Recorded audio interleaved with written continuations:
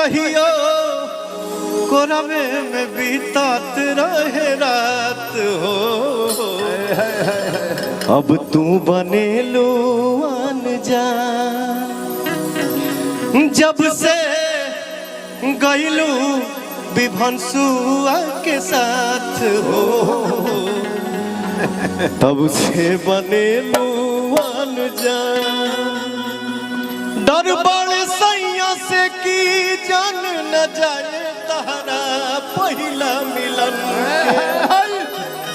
ई बाकी ना सोचा का होई बीतत गोरी हमरा ई मन पे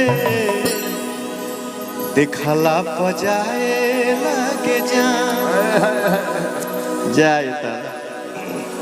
हाँ कहियो कोरवे में बीतत रहे रात।